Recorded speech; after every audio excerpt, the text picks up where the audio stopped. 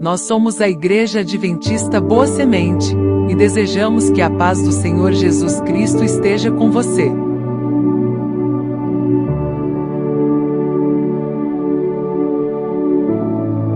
Estamos muito felizes com a sua companhia. Aproveite para se inscrever em nosso canal, ativar o sininho para sempre ser avisado sobre novos conteúdos referente à nossa escola bíblica presencial, que acontece todos os sábados, às 9 horas da manhã. Estamos esperando por você. Olá, meus irmãos. Seja a paz do Senhor Jesus Cristo sobre a vida de todos vocês. Temos hoje uma nova oportunidade que Deus nos concede, nos assentarmos de novo juntos ao redor da sua santa palavra. Nesta oportunidade estaremos falando sobre o assunto que abordaremos em nossas rodas de estudo bíblico no momento da escola bíblica do próximo sábado, o dia 4 de outubro de 2025. Como é do conhecimento de todos, por estes sábados nós temos falado sobre o Deus de alianças e abordamos sucintamente, a verdade, cada uma das alianças que o Senhor fez com a humanidade através do seu povo. No sábado passado, nós abordamos a última das alianças que o Senhor Deus fez através da pessoa de Jesus Cristo. Entretanto, nós anunciamos naquele momento como se trata de uma aliança com bastante detalhes, aliança de Cristo. Nós dividimos o assunto em dois enfoques. O primeiro deles, falamos no sábado passado, quando abordamos os fundamentos da aliança feita conosco através de Jesus Cristo. Hoje, nós iremos abordar o alcance da aliança de Cristo. E este assunto também, ele encerra esta série de abordagens que fizemos sobre as alianças. Foi maravilhoso pensarmos alguns aspectos da comunicação de Deus conosco através da história, através dos tempos, e quanto Deus se empenhou, podemos observar isso, em nos colocar diante da sua palavra para ajustarmos a nossa rota e não perdermos de vista o nosso alvo, o plano da salvação.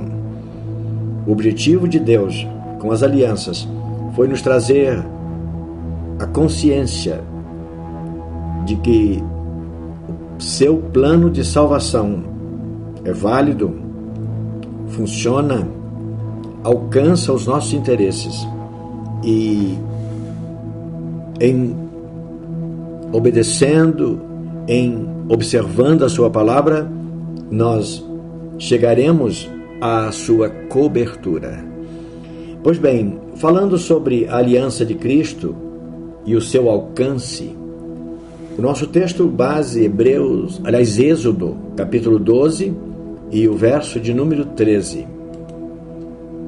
É um texto que aparentemente não está relacionado propriamente a nenhuma aliança, nenhuma das alianças que Deus fez conosco. Mas a gente vai verificar ter tudo a ver. Esse momento narrado em Êxodo capítulo 12 e as alianças oferecidas por Deus aos seus filhos, chamando-nos a atenção para o seu propósito de nos salvar. E no verso 13 do capítulo 12, nós temos narrado a seguinte informação: e aquele sangue vos será por sinal nas casas em que estiverdes. Vendo eu o sangue, passarei por cima de vós, e não haverá entre vós praga de mortandade, quando eu ferir a terra do Egito. Dá para perceber que nós estamos lendo sobre as instruções dadas por Deus a Moisés para que o povo realizasse uma festa, um evento que foi denominado Páscoa, o evento da passagem. Qual seja o evento em que o anjo de Deus passou por sobre as casas dos israelitas lá no Egito, na última noite em que eles estiveram no Egito, e o anjo passou, e na casa em cujos batentes, na verga da porta e nos umbrais, verga a parte de cima da porta, os umbrais, as duas partes que sustentam a parte superior da porta, nessas peças da porta estava pintado com o sangue do Cordeiro Pascal. E o anjo passando, quando disseminou entre os egípcios a 10ª praga, que foi a morte dos primogênitos, na casa dos hebreus, o anjo não feriu de morte os seus primogênitos, mas para isso era preciso que o batente da porta, ou os batentes, as vergas e os umbrais, estivessem pintadas com o sangue de animais. Pensando na aliança de Cristo e o seu alcance, nós sabemos que a aliança de Cristo foi firmada com a sua morte. E, naturalmente, a sua morte de cruz, uma morte provocada através de ferimentos contra o seu corpo, e o que fez sair do seu corpo o seu sangue, aquele sangue de animal, do Cordeiro da Páscoa, que foi utilizado para pintar os batentes das portas dos hebreus, simbolizava o que séculos mais tarde iria acontecer com o sangue de Jesus. Os hebreus foram protegidos lá da praga e da morte contra os seus primogênitos, da mesma forma que o sangue de Cristo nos protege da morte eterna. Por isso, o sentido do alcance da aliança de Cristo, ele alcança todos os homens, de todos os lugares, que viveu em qualquer dos momentos da história deste mundo e que teve a cobertura do sangue de Jesus sobre si, vai escapar da morte eterna. O sangue de Jesus limpa, perdoa, tira os pecados do mundo inteiro, não somente daqueles que viveram a partir do momento em que o sangue foi derramado, mas de todos os homens que viveram sobre esta terra desde Adão até agora e até quando o Senhor retornar. Pois bem, na introdução do roteiro que propomos, a gente vai dizer que pode parecer estranho fundamentar com o texto de de Êxodo 12 e o verso 13, o alcance da aliança firmada com o sangue de Jesus Cristo. Mas nós estamos falando de Êxodo capítulo 12, no momento da saída dos filhos de Israel do Egito, séculos antes de Jesus nascer em Belém. Então pode parecer estranho, por que aquele sangue vai ser o texto-chave para nós compreendermos o alcance da aliança de Jesus, feita séculos depois daquele sangue de animais, lá narrado no capítulo 12 do Êxodo. Então estamos dizendo que pode parecer estranho, mas só parece. E na sequência a gente vai entender. É que a ocorrência descrita nesse texto, lá de Êxodo 12, pode e deve ser considerada um protótipo, um tipo anterior do sangue da aliança firmada por Jesus Cristo. Lá no Egito, o sangue do cordeiro estampado no batente da porta foi o sinal da proteção e salvação para o povo de Israel naquele momento. Eles não sofreram o dano da morte dos seus primogênitos. E aquela ocorrência foi um prenúncio da aliança de sangue estabelecida por Cristo, que assegura proteção e redenção para a vida eterna para todos os que em Jesus creem. O sangue na porta da casa dos israelitas era o sangue do Cordeiro da Páscoa. O sangue figurado pelo cálice levantado por Jesus na mesa posta para a celebração da última Páscoa e instituição da ceia era a imagem do sangue real, do sangue dele, oferecido por ele mesmo, como o Cordeiro de Deus, que tira os pecados do mundo.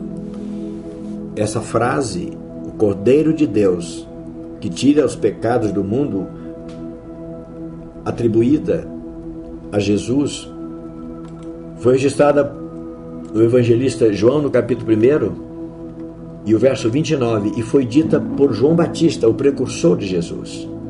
Ele que, falando com os seus ouvintes, de repente, no momento em que Jesus se aproxima, e ele falando ali sobre o Messias, que já estava entre eles, e quando ele vê Jesus se aproximando, ele diz: aí está o Cordeiro de Deus, que tira os pecados do mundo.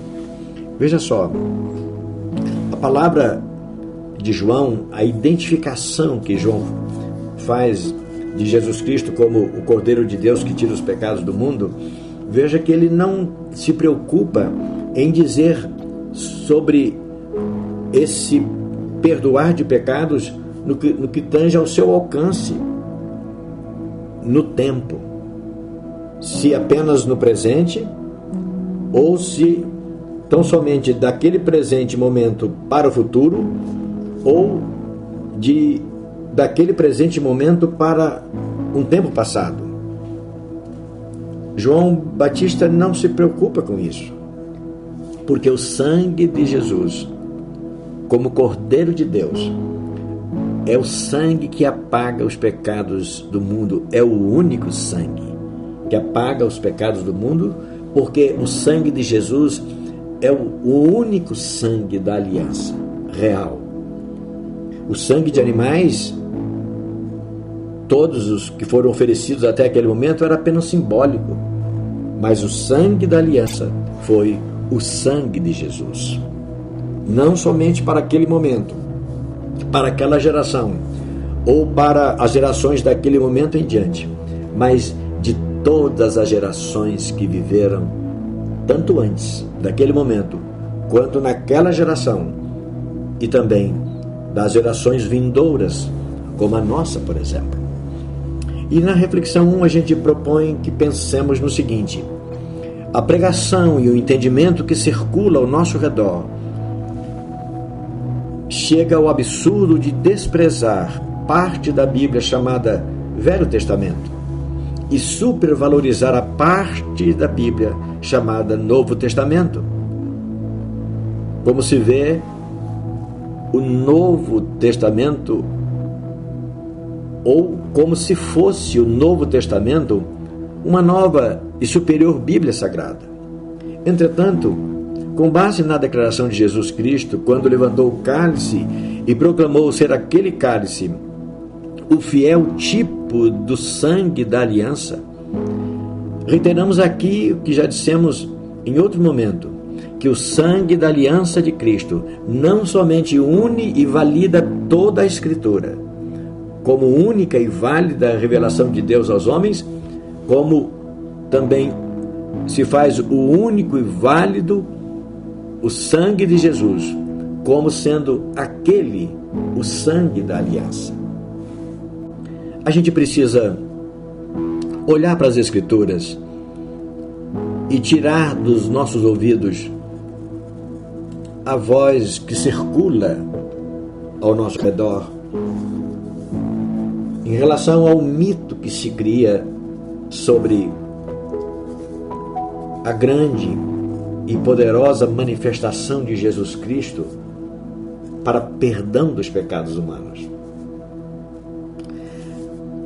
Vamos ler Hebreus capítulo 10, os 7 primeiros versos, para a gente fechar de maneira bem segura esse entendimento que desconstrói aquilo que está construído como se fosse uma verdade tão bonita, tão santa e absoluta a respeito essa questão de Velho Testamento, Novo Testamento, essa divisão do livro sagrado, as Escrituras, e o entendimento sobre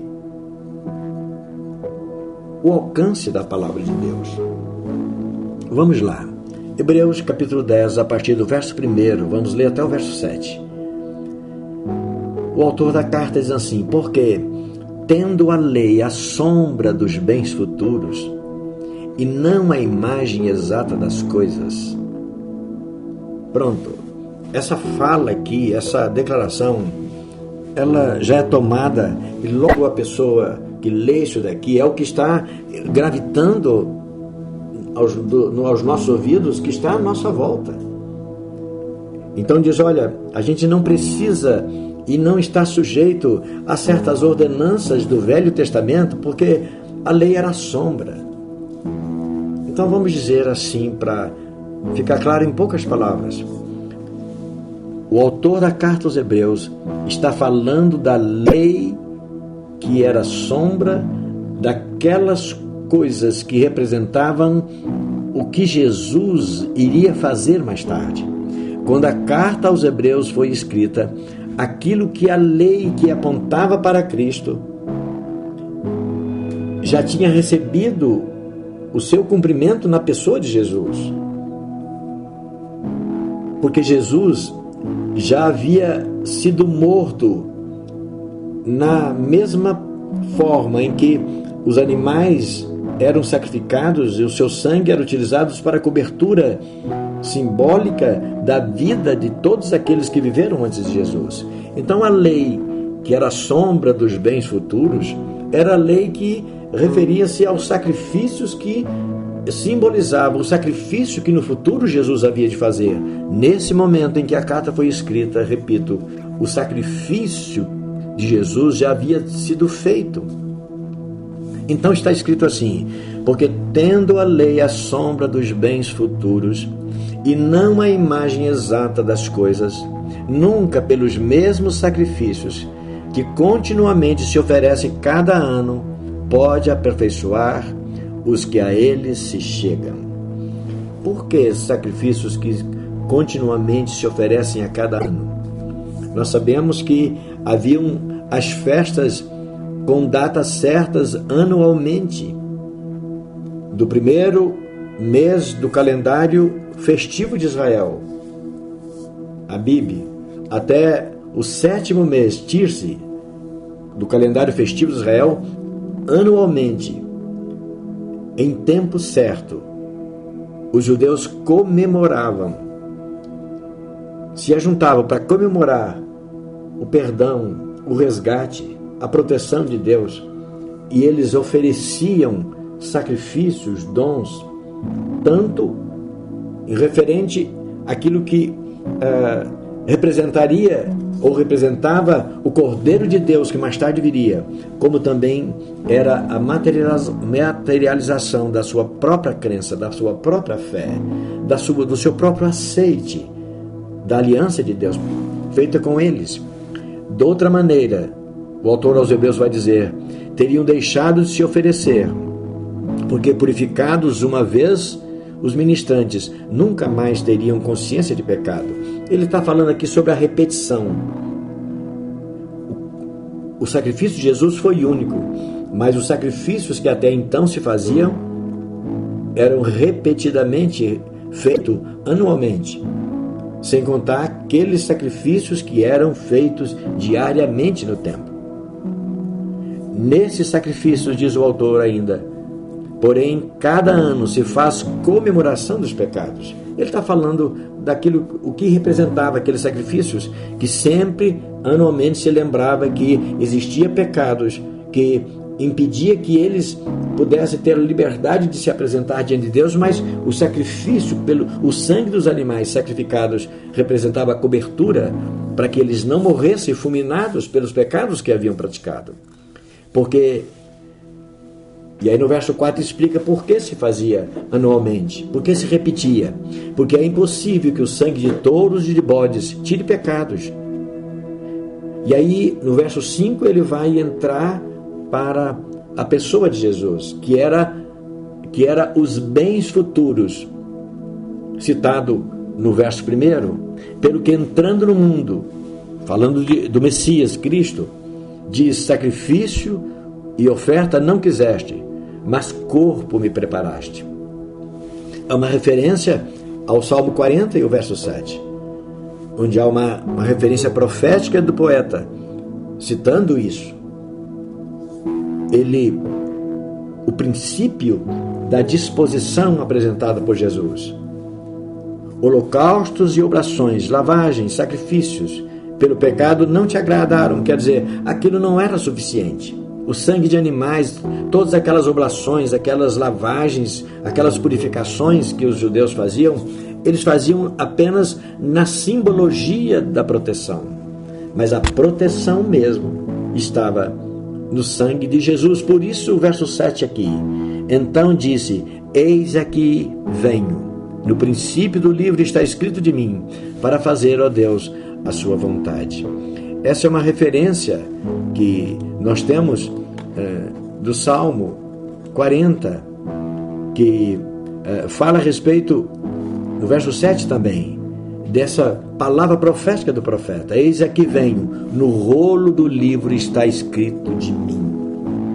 Rolo do livro é o que nós temos hoje como Bíblia Sagrada, particularmente o que o poeta tinha até então, tanto os escritos da lei, quanto alguns escritos já dos profetas, que era do conhecimento deles até aquele momento, não é? O fato é que o sangue de Jesus, ele veio para cobrir os pecados de todos os homens, e ele veio para eliminar aquilo que foi apresentado até então como sombra da proteção humana. E a sombra da proteção humana era o sangue dos animais. Agora tira o sangue dos animais e coloca o sangue de Jesus. E essa atitude significa: aquilo que foi apresentado como símbolo foi substituído pela realidade. E aquilo que foi pecado confessado vai agora encontrar o perdão através do sangue de Jesus. Então esse é o alcance.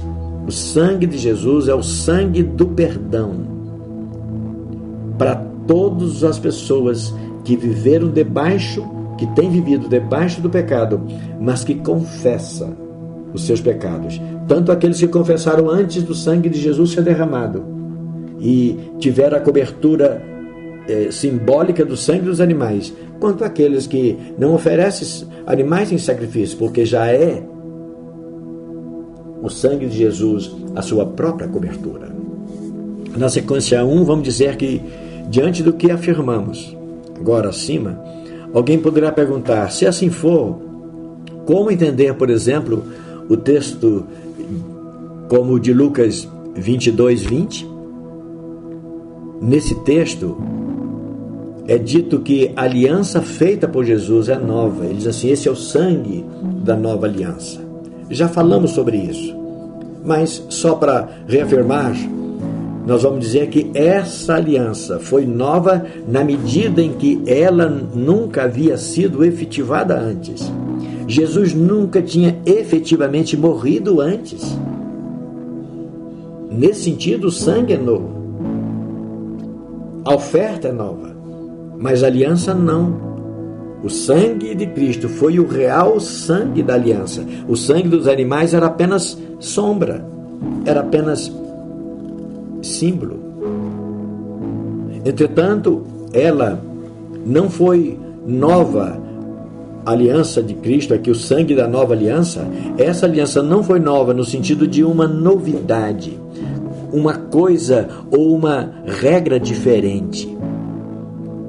É que Jesus se ofereceu uma única vez e seu sangue foi o único e suficiente para cobertura, propiciação dos pecados de toda a humanidade.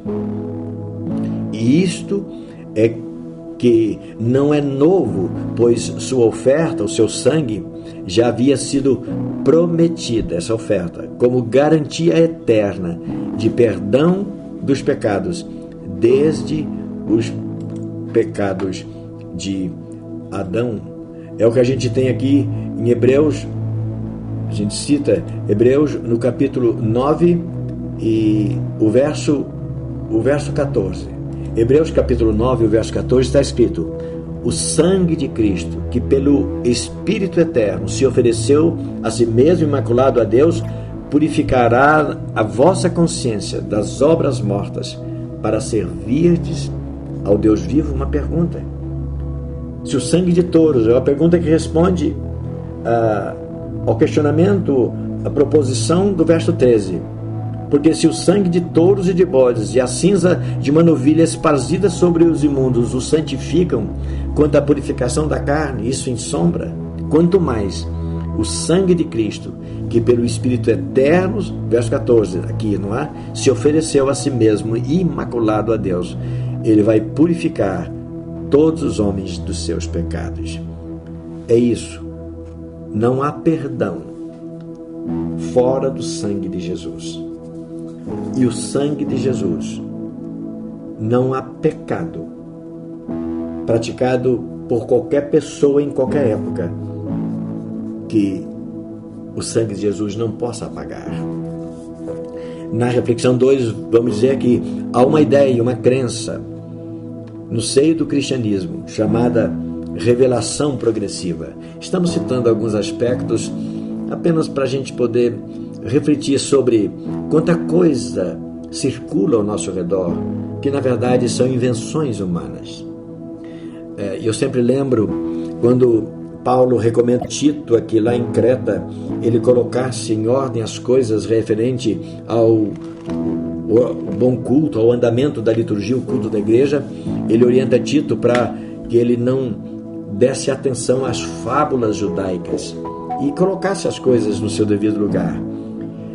Nós podemos plagiar Paulo na sua referência a Tito, dizendo das fábulas cristãs que circulam hoje ao nosso redor. Quantas fábulas, quantas coisas que não são verdadeiras, e elas circulam e são pregadas com uma certa ênfase, como se verdade absoluta fossem. E há uma ideia, nós repetimos aqui na reflexão 2, uma crença no seio do cristianismo chamada revelação progressiva. É uma certa fábula. Em síntese, essa crença é o conceito de que Deus se revelou à humanidade de forma gradual.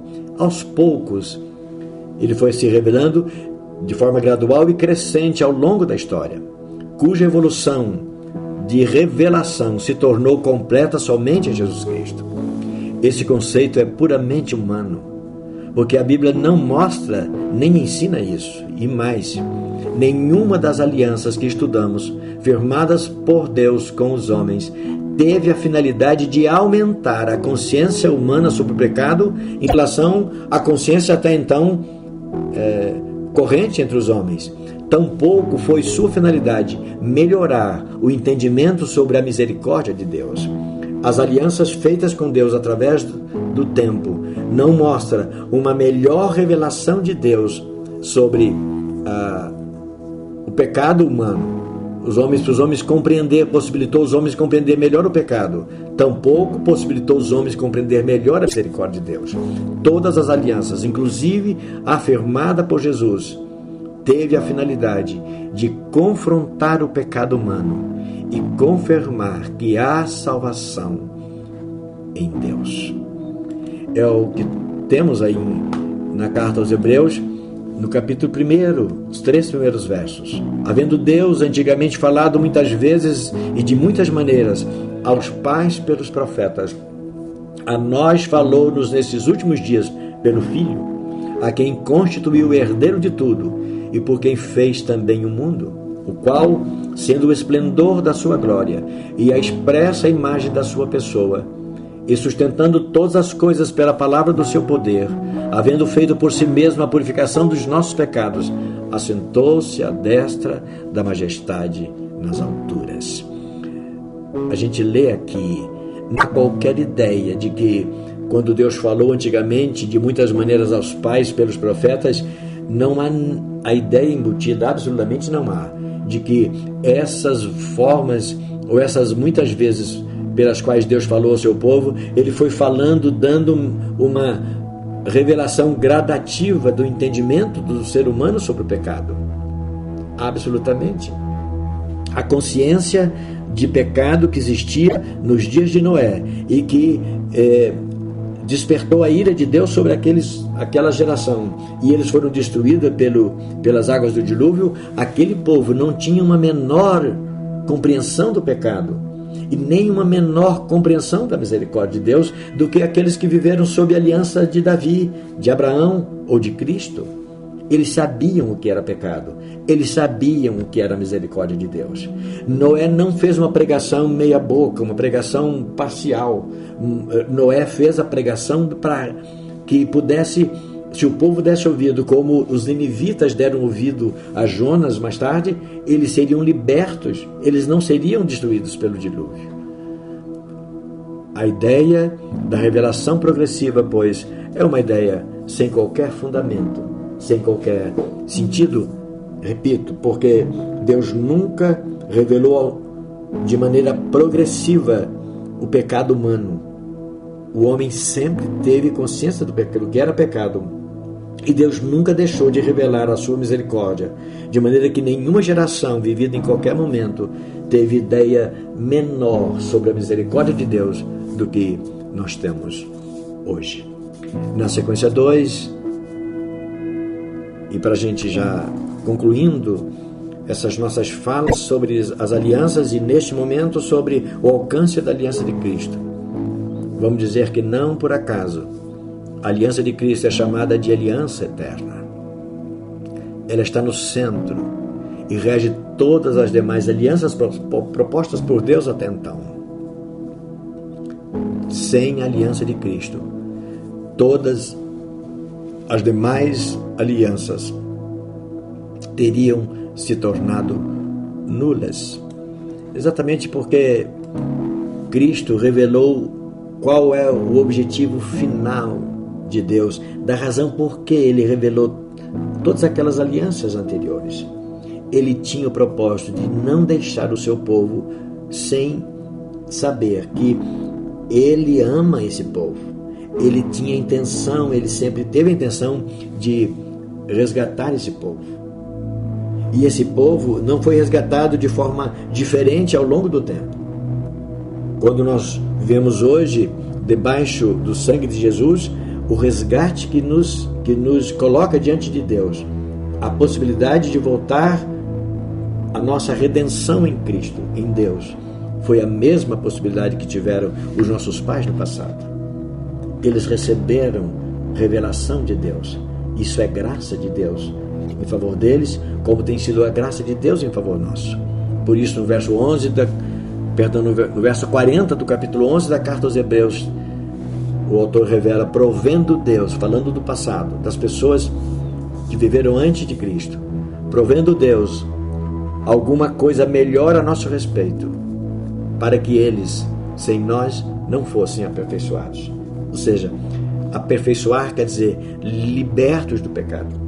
E tanto nós, que vivemos agora, depois da morte de Jesus, temos o mesmo acesso, é o mesmo sangue que nos liberta dos pecados, assim como liberta todos aqueles que viveram antes de nós. Por isso, eles sem nós não foram aperfeiçoados, e nós sem ele também. Somos aperfeiçoados pelo mesmo agir, pelo mesmo sangue, o sangue da aliança que foi derramado na cruz, pelos ferimentos que o Senhor Jesus Cristo recebeu no seu corpo. Por isso, na reflexão 3, para fechar todos esses assuntos relacionados às alianças, vamos dizer que de tudo que vimos pelas alianças, nenhum dos descendentes de Adão, de Noé, de Abraão, de Davi ou cristão será alcançado pelo plano da salvação, se não for pela aliança de Cristo. É o que está escrito em Atos, capítulo 4, verso 12. Porque debaixo do céu não há nenhum outro nome dado entre os homens, pelo qual importa sermos salvos. Debaixo do céu, ninguém, desde Adão até a última geração que estiver viva de justo, quando Jesus voltar, terá os seus pecados perdoados, senão pelo sangue de Jesus. Ele alcança todo o ser humano no tempo e no espaço. Só a aliança de Cristo, conhecida ou declarada como nova aliança, revela e dá sentido ao plano da salvação. Deus nos abençoe e que nos permita sermos alcançados por Ele. Amém. Muito obrigado pela sua companhia durante a reprodução deste vídeo. Aproveitamos a oportunidade para convidar você e toda a sua família para cultuar a Deus conosco, no próximo sábado, às 9 horas da manhã, na Rua Torino, número 113, Parque São Bernardo 2, sede da Igreja Adventista Boa Semente, que fica na cidade de Fernandópolis, estado de São Paulo. Até breve!